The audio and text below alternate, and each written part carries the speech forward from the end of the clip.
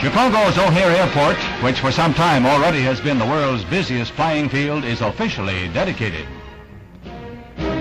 President Kennedy, in a 3-hour jaunt from Washington, pays tribute to Lieutenant Commander Edward H. O'Hare, the naval aviation hero of World War II, for whom the field is named. 1,000 or more flights come in or out of here each day. Later, a parade through the Loop takes Mr. Kennedy to a civic luncheon. He takes the opportunity to urge Chicagoans to support his $10.3 billion tax cut proposal, without which, he says, the unemployment rate will inevitably keep rising.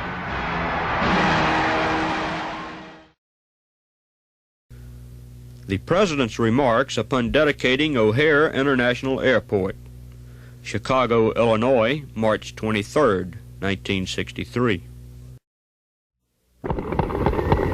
Mayor Daley, Governor Kerner, Senator Douglas, government, state officials, ladies and gentlemen.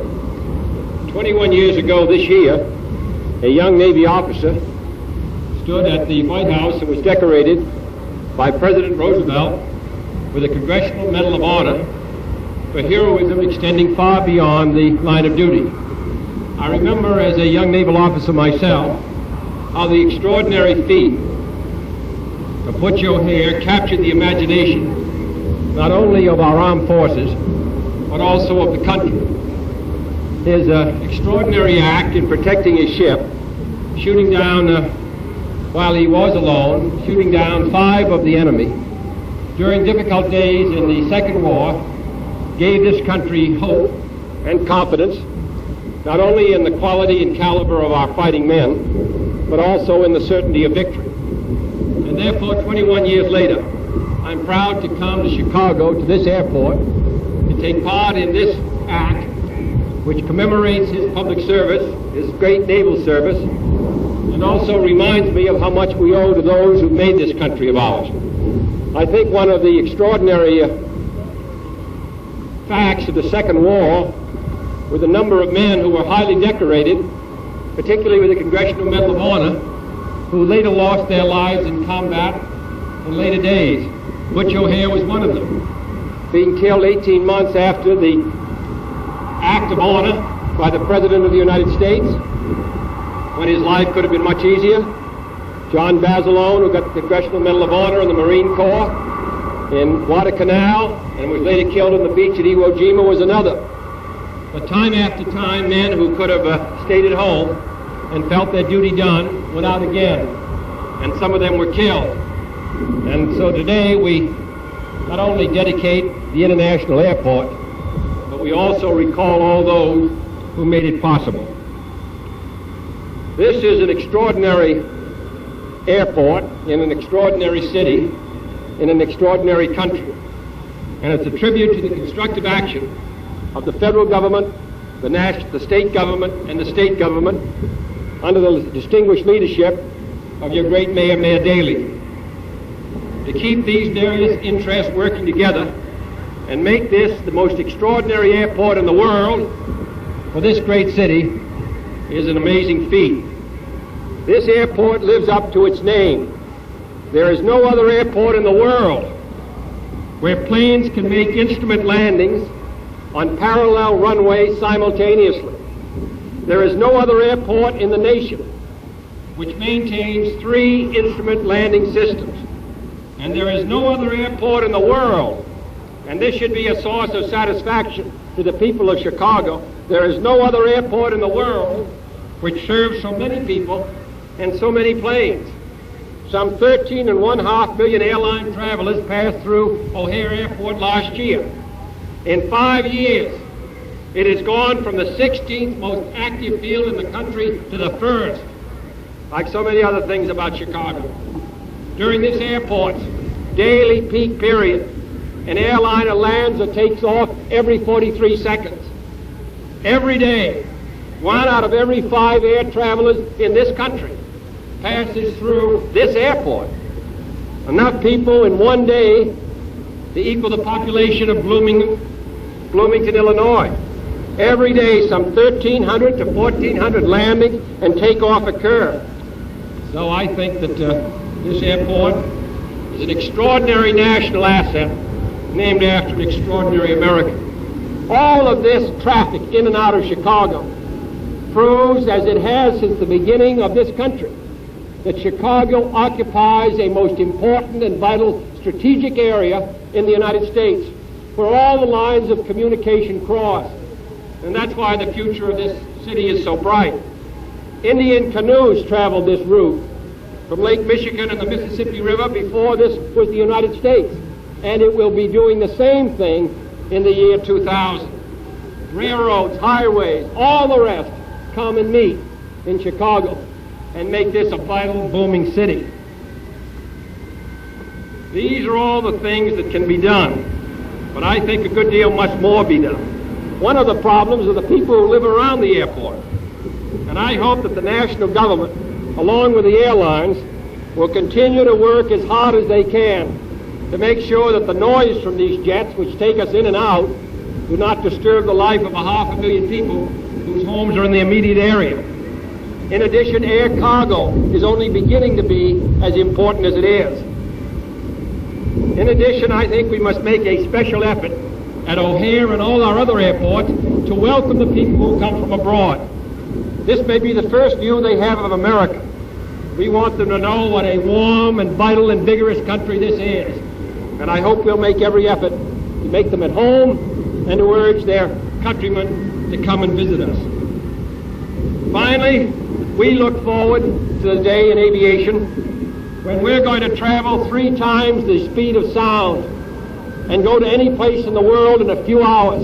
And when that happens, we want the United States to be in the lead, as it has been in the lead in jet transportation since the jet was invented.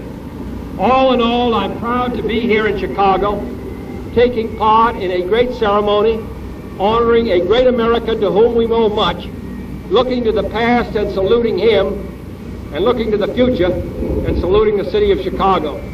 Thank you.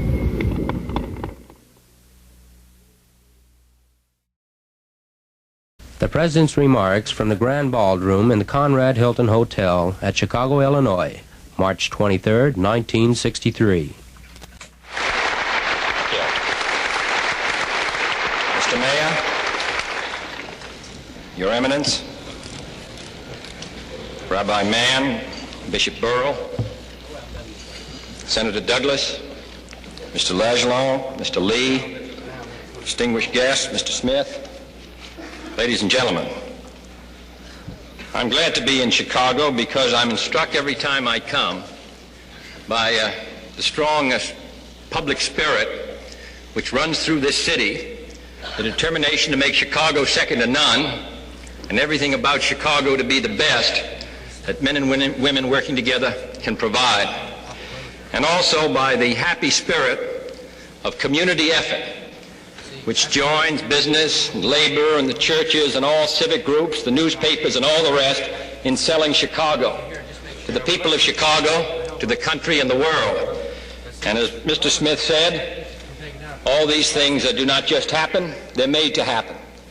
And the reason that they're made to happen, I think, in Chicago is because of Mayor Daley. So I'm glad to be here today.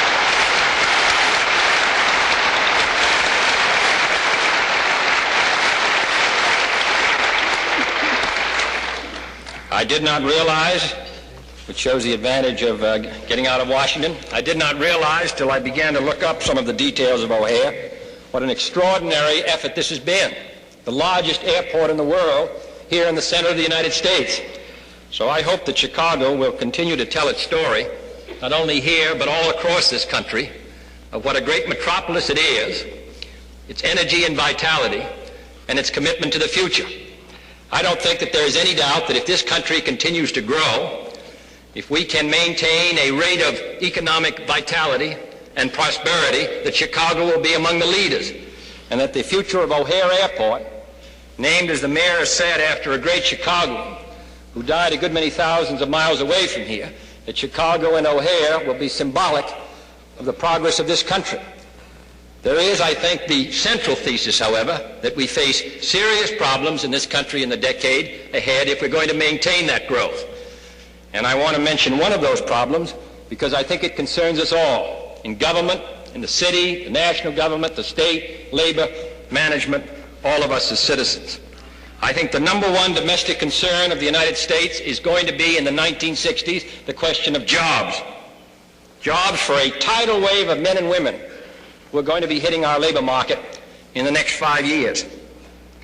It is a concern which requires the united effort of all of us.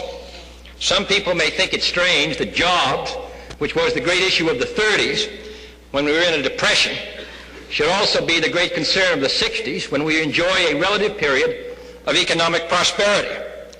The difficulty in the 30s was that there was an inordinately low supply of jobs for the men and women who wished to find work. The difficulty now is the tremendously high manpower demand which exceeds the supply of jobs. But now as then, every effort must be made by all of us to strengthen the economy so we can find work for the people who want it. This involves not only Chicago and this country, but it involves our position of leadership in the world. Mr. Khrushchev has said that the hinge of history would move when he was able to demonstrate that his system could outproduce ours. The hinge of history will move if we're not able to find jobs for our people, not only during recessions, but also during periods of prosperity. And there are 3 reasons why I regard this as the number one problem we're going to face in this country in the coming years. And it's serious enough to warrant a careful examination by all of us to realize that it cannot be reduced by platitudes and hopes. And the effect of this problem is being felt and will be felt here in Chicago and Illinois and across the country. There are 3 reasons for it. First is the labor released by the revolution in farm technology. Agriculture has been this nation's largest employer, engaging more people than steel, automobiles, and public utilities, and the transportation industries combined. But now one farmer can produce the food and fiber needed for 25 Americans, compared to only 7 at the turn of the century. New fertilizers, insecticides, research, and all the rest have made this one of the great productive miracles of all time, has been one of the great stories for the United States around the world, in contrast to the failure of our adversaries. But it is a fact that since 1947, our farms have increased their output 30% at the very time that the man-hours worked in those farms were cut in half. Farm employment during that period declined by 3 million, an average of 200,000 a year, comparable to the population of the city of Akron, Ohio being thrown out of work every 12 months. In the last 2 years alone, farm employment dropped by 500,000, while farm production and farm income were both rising. It is estimated that, disturbing as it may sound, only 1 out of every 10 boys growing up on the farms of the United States will find a living in agriculture. This leads us to the second growing tide of manpower, our nation's youth. The crest of the post-war baby flood has swept through our elementary and secondary schools and is now about to engulf the labor force. Last year, for example, 2.8 million young Americans reached the age of 16. This year, 3,800,000 will be coming into the labor market at that age. Altogether, in the 1960s, 26 million new young workers who entered the labor market, an increase of 40% over the 1950s, and a far greater number than this country has ever had to absorb and train in our history. Already workers under the age of 25, although they comprise less than 1/5 of our labor force, constitute more than 1/3 of our unemployed. Last year, the unemployment rate for men aged 25 and over was 4.4%. But for those aged 20 to 24, it was 9%. And for those 14 to 19, it was a shocking 13%. Although young people are staying in school longer than their fathers, the rate of school dropouts, 4 out of every 10, is too high. For job openings for the untrained and the unskilled are declining in factories, mines, farms, and railroads, in the construction and service industries. Moreover, the jobless rate is always highest among the unskilled. In our modern society, even high school graduates find that their skills are inadequate. But Labor Department surveys show that their rate of unemployment is at least far below that of school dropouts, not only in the year of leaving school, but in later years. The latest surveys also show that unemployment rates among college graduates are much lower than among those who come out of high school. But unfortunately, only 1 out of every 10 finish college. In short, as challenging as it will be to provide first jobs for the 26 million new young workers entering the labor market in the 1960s, far more difficult will be the problem of absorbing the 7.5 million who will not even finish high school, including nearly 2.5 million who will not even finish the 8th grade. I ask you to mark these figures well, for youth unemployment poses one of the most expensive and explosive social and economic problems now facing this country and this city. In the last decade, for example, arrests of youth increased 86%. What will the figure be for the next decade, when the net increase of potential young workers in the labor force rises 15 times as fast as it did in the 1950s? Finally, underlying all of these trends is a third phenomenon, both cursed and praised, and that is technological advance, known loosely by the name of automation. During the last 6 years, this nation increased its manufacturing output by nearly 20%, but it did so with 800,000 fewer production workers. And the gain in white-collar jobs did not offset this loss. Since the Second World War, the real output of the private economy has risen 67%, with only a 3% rise in man-hours. I do not wish to be misunderstood. Increasing productivity and advancing technological skills are essential to our ability to compete and to progress. But we also have an obligation to find the nearly 2 million jobs which are displaced by these advances. This city is no stranger to any of these problems. You have seen your railroads laying off machinists and boilermakers as the proportion of diesel locomotives rose from less than 15% of all locomotives in 1947 to 97% today. You've seen your downstate coal mines laying off workers as new machinery makes it possible for 46 men to dig the coal that 100 men dug in 1947. And you've seen your steel mills employ 79 men to produce the steel products which required 100 men only 10 years ago. Chicago, I might add parenthetically, also proves the exception to this pattern, since it now takes 10 men to manage the Cubs instead of 1.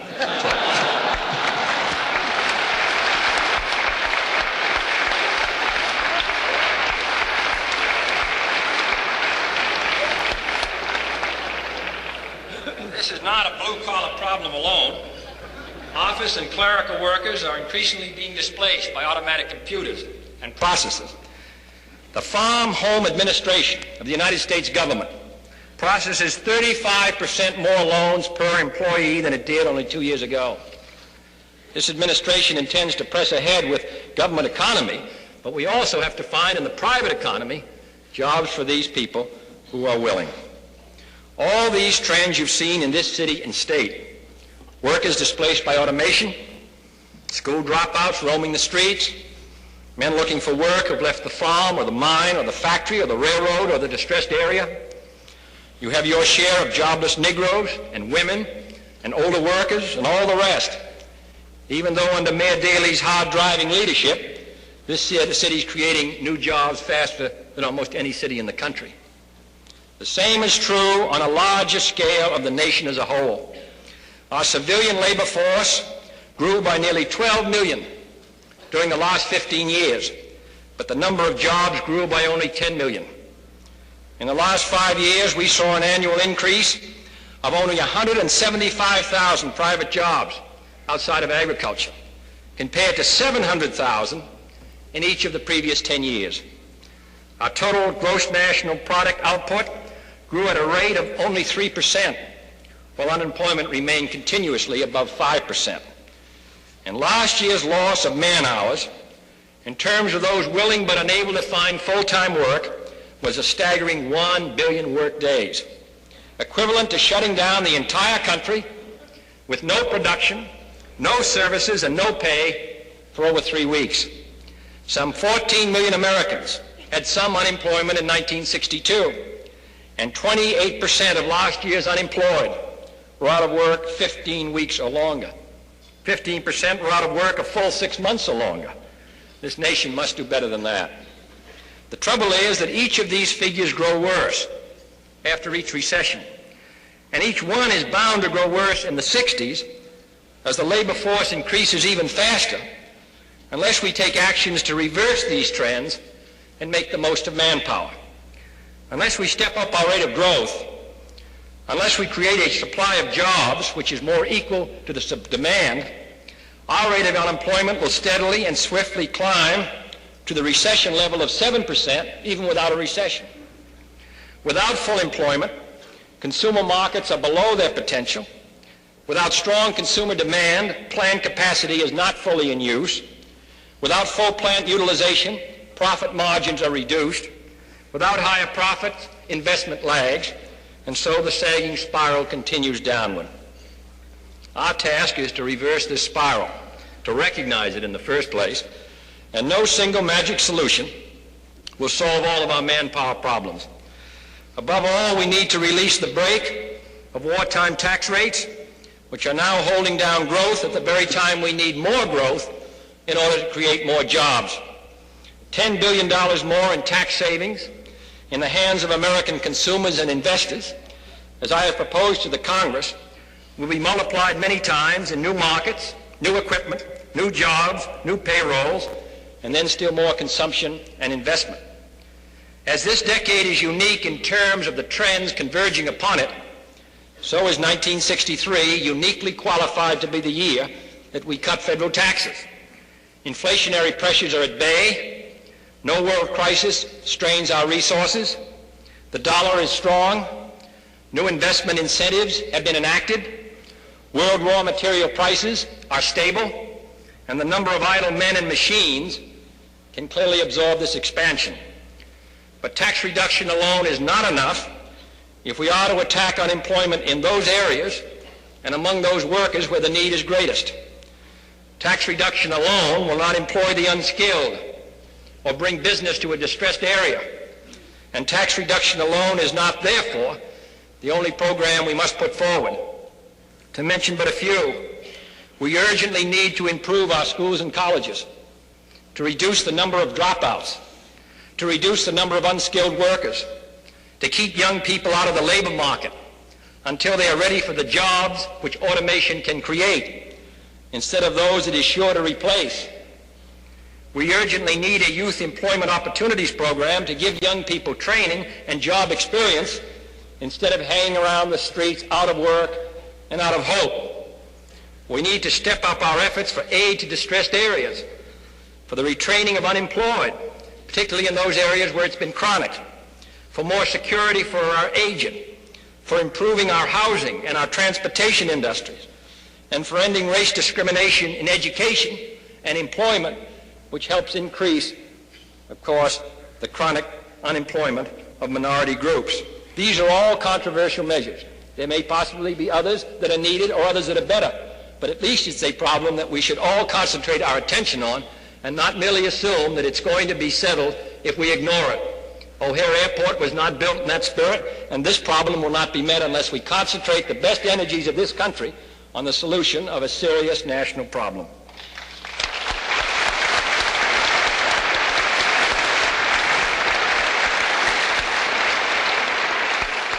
I have no doubt these problems will someday be solved. The question is, will they be solved in ways which impoverish us, with restrictions on the work week, or in efficiency, or in competition?